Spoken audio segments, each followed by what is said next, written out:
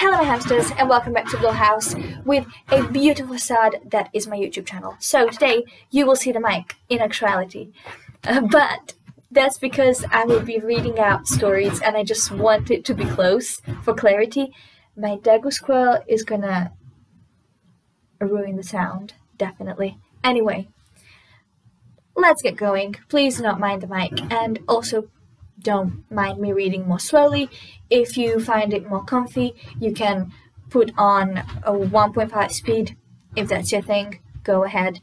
And yeah, just don't mind the maybe some mess ups that might happen. These are long stories, so we're not robots over here.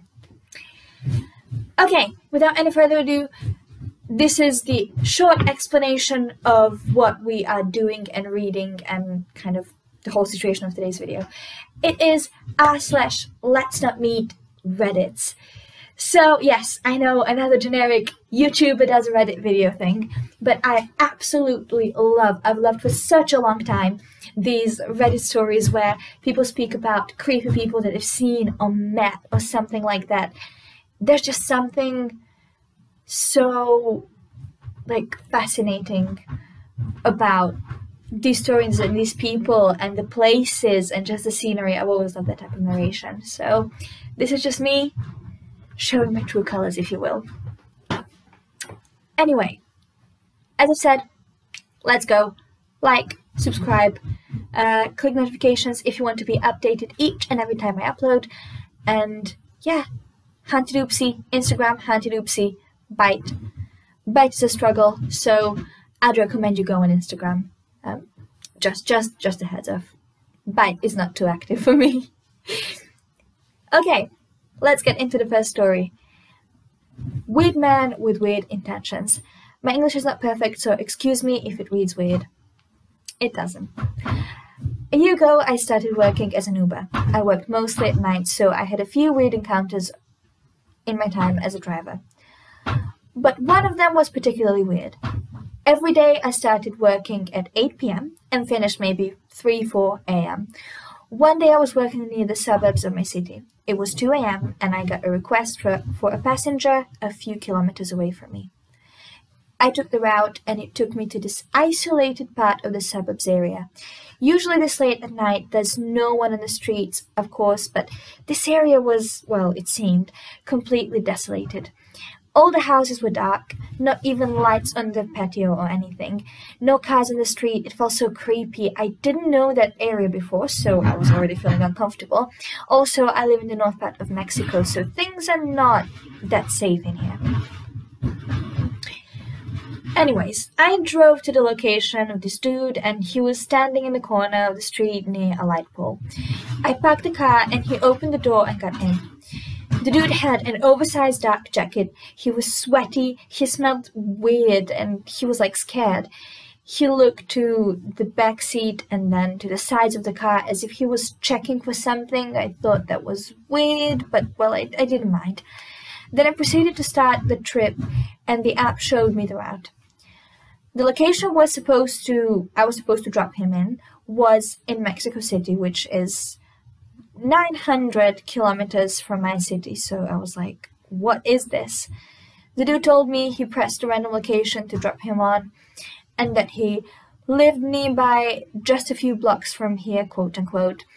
His phone was dead, supposedly, and he was going to pay in cash. I don't know if this is an option in the US, but you can pay in cash on here. Yeah, where I live you can also pay in cash. I think there definitely must be someone in the US you pay in cash to. Anyone who lives in the US and watches me by chance, comment down below. Is there an option to pay in cash? Okay, he didn't look at me at all, not even once. He seemed scared for some reason, as if he was breathing fast and loud, but trying to hide it. I started the car and the dude was pointing at me where to go next. After a few blocks, I realized we were just going in circles, so I asked him what was his deal, and he told me that his girlfriend left him earlier, and he suspected she was with a dude nearby. I told him that wasn't my job, and to get off the car, and he yelled at me to shut up. At this point, I started getting scared. It was so late at night in a very lonely area. The dude was acting very weird, and I just started thinking he might even have a gun or a knife under the jacket or something. He wouldn't get out of the car when I told him to, so I just kept going. On the street, there was a person walking by. He was holding some grocery store bags, and my passenger told me to stop the car.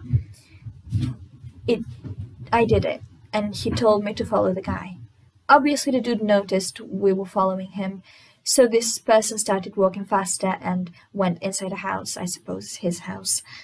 The next thing, this weirdo just tells me to stop in there, in front of the house, and we just stood there in complete silence for like 5 minutes. He was staring at the windshield, not even at the house, and he was just in silence, breathing hard. I was so scared and I didn't know what to do. Suddenly the dude opens the door and tells me not to leave. Of course I was planning to leave at this point. Before he exits the car, he turns around again and yells at me, "Don't leave."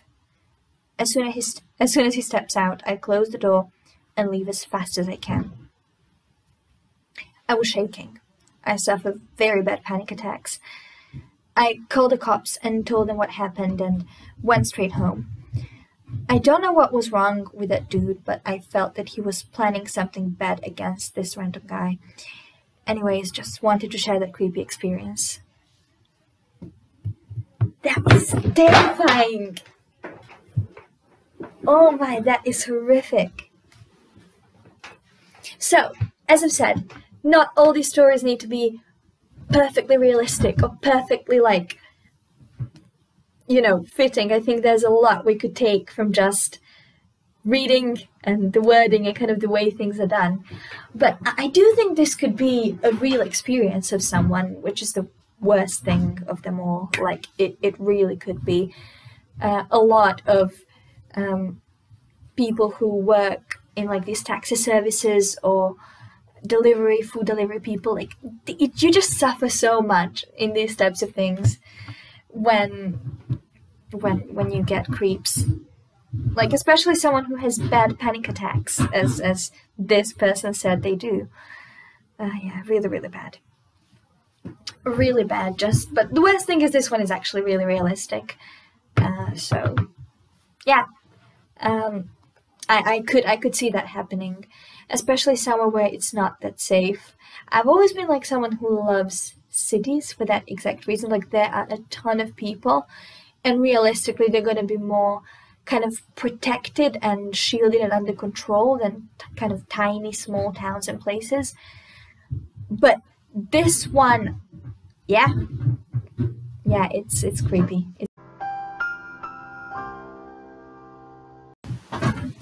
So, why I've said this about cities is because the next story is exactly about that. This is about a person who went ahead and, you know, had something connected to school in a city nearby. They were studying cosmetology, and then they found a creepy man in a big city just when they were wanting to see a show and to learn something for themselves. So, let's read something more about that. Mysterious call to our hotel room. I posted one experience here before, but I've been reading this up again and remembered something else that happened to me. I attended cosmetology school a few years back, and one time we all went on a field trip to see a big show where they were going to show new hair and nail techniques and such. It was in a bigger city, a few hours away from where I was attending school. We all sort of divided into our own groups to get hotel rooms for the show to save money. So me and 3 other girls booked one hotel room to stay in together. After we checked into the hotel and got to our room, where we were all pretty excited to have a sleepover before the hair and fashion show tomorrow, we decided to get some drinks and food. When we returned to the hotel an hour or so later, it was getting pretty late, and a few of us were pretty tipsy, but we quietly headed to our room. I was sober, however, because at the time I was just about to turn 21, so I couldn't get a drink at the bar yet. This is in the US, so that's the context. We were all just hanging out in a room, planning the day for tomorrow, when sometime after 11 p.m. our hotel room phone rang. It kind of startled us because I've stayed in hotels quite a few times and I never remember my hotel phone ringing. I answered it and said, "Hello?" This was a few years ago now, so I don't remember the exact transcript of the conversation, but I will get as close as I can. A man on the phone replied, saying we hadn't paid for our room and that one of us needed to come down into the lobby to pay the bill. Immediately, alarm bells went off in my head because we had paid for the room. We had all pooled money and given it to Molly, and I watched her pay when we all checked in together. I don't think they would have given us room keys if we hadn't paid for the room. Plus, adding on the fact that even if something had happened with the billing, it would be super unprofessional to call someone at 11 p.m. when they may be asleep. I replied that we had paid for the room and that if there was a problem with billing, that we could sort it out tomorrow morning. The man insists that just one of us must come down because our room isn't paid for and that we won't be allowed to stay the night if one of us doesn't come down right now and pay. And he sounded frustrated. Honestly, I am a paranoid person, but the whole thing felt so wrong that there was no way I was letting any of us go down the lobby that night. I told him that we would be staying in our room until they came and removed us. This time he sounds even more frustrated, insisting one of us must come down or there will be quote-unquote consequences. That was the last straw for me, as now I was sure something bad was happening, so I hung up the phone and figured, if this is really someone from the hotel, they will come up to our room or we will deal with it tomorrow. Obviously, my classmates in the room with me were like, what the hell was that? I said I got a really bad feeling from the dude and explained to them what happened. Thankfully, they all agreed that we had paid and that it was basically unheard of for a hotel front desk to call you in your room past 11 p.m. So we were a bit on edge and eventually fell asleep. No one came to kick us out. The next morning, as we went to check out, we asked the person working at the front desk what the call last night was about and did we need to make payment. They had no idea what we were talking about, and they insisted that the front desk would not have called us that late of an hour. We all just sort of looked at each other and were extremely freaked out. So we just sort of left quickly after that. I forgot about this pretty quickly after it happened, since nothing bad actually happened, but thinking back on this now, it seems so scary. Who called us? Why did they want one of us to come down the lobby alone in the middle of the night? How did they know what room we live in? Honestly, the more I think about it, the more creeped out I get. And I would love to hear if anyone has any ideas of what that was, or if something similar has happened to you anyway. I'm very glad none of us went down into the lobby that night. Sorry. That is an absolute nightmare. So, again, this really reads as real to me for multiple reasons. Just from a perspective of someone who might have been wanting to do something malicious or had something possibly against the girls. It's easy. It's very, very, very, very easy to go ahead and say, oh yeah, fine, just three girls, 2 of them a bit tipsy. What can one that's sober do to me?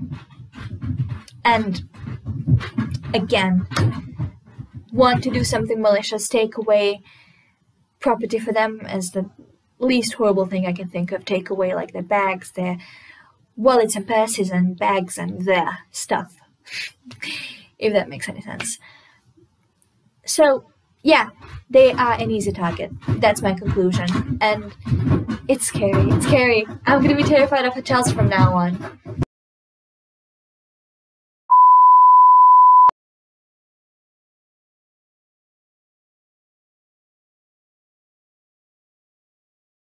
around it. Thank you all for watching. I love you all so much, and see you next time.